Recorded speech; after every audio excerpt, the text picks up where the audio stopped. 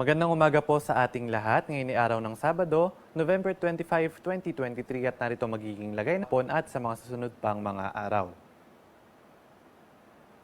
Sa kasalukuyan ay patuloy na umiiral itong shear line dito sa may silangang bahagi ng Southern Luzon. Itong shear line ay salubungan ng malamig na hangin na nagmumula sa hanging amihan at yung mainit naman na hangin na nagmumula sa easterlies o yung hangin na nagmula sa karagtang Pasipiko at siyang nagiging dahilan ng mga nabubuong kaulapan dito sa may silangan ng Southern Luzon. At ngayong umaga nga, itong shear line ay nakikita nating tumatagos dito sa may kanlurang bahagi ng Luzon, especially dito sa may West Philippine Sea. At gayon din nagkakaroon ng mga kaulapan sa may Bicol Region, sa may Marinduque, Oriental Mindoro at sa may Romblon. At ito namang hanging amihan ay patuloy na nakakaapekto sa nalalabing bahagi ng Luzon at yung easterlies naman ang patuloy na umiiral sa silangang bahagi ng Visayas at ng Mindanao. And as early as this morning, meron din mga kaulapan dito sa may southern Mindanao area.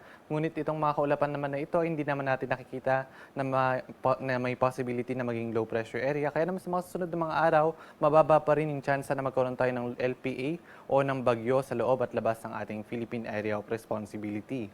Bagamat ngayong umaga, itong mga kaulapan na ito ay magpapaulan sa ilang bahagi ng Southern Mindanao, partikular dito sa may bahagi ng Basilan, Sulu at Tawi-Tawi, gayon din sa may southern portion ng Palawan.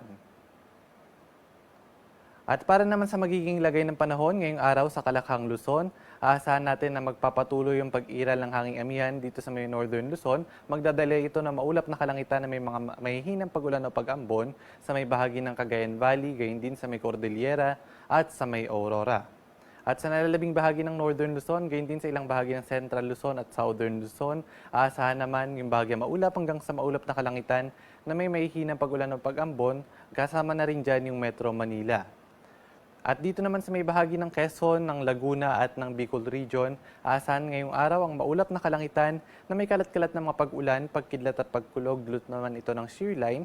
At sa nalalabing bahagi ng Mimaropa ay maaari namang makaranas ng mga localized thunderstorms na magiging madalas nga dito sa may bahagi ng Marinduque, Romblon at sa may Oriental Mindoro dahil pa rin sa axis ng shear line. Agwat ng temperatura sa may Lawag ay nasa 23 to 32 degrees Celsius.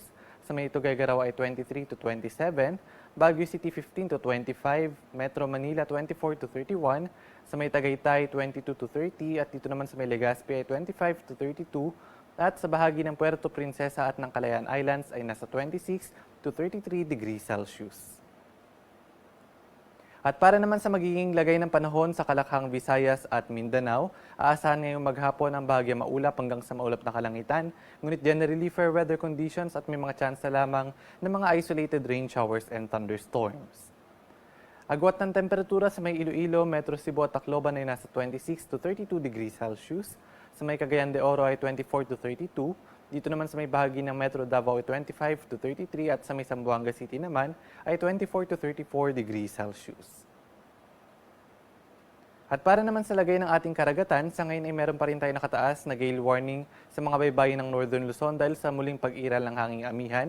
At ito ay nakataas sa may baybayin ng Ilocos Norte, Ilocos Sur, Batanes, Cagayan, kasama na yung Babuyan Islands, at sa may Isabela. Sa mga nabanggit natin mga baybayin, hanggat maaari ay huwag munang pumalaot yung ating mga kababayang mga isda at may maliliit na sasakyang pandagat dahil pa rin sa matataas mga pag-alon dala ng hanging amihan. Gayun din pinag-iingat yung mga papalaot sa lahat ng baybayin ng Luzon dahil posible pa rin makaranas ng katamtaman hanggang sa matataas mga pag-alon dulot ng hanging amihan. At yan po muna ang latest mula dito sa Pag-asa Weather Forecast.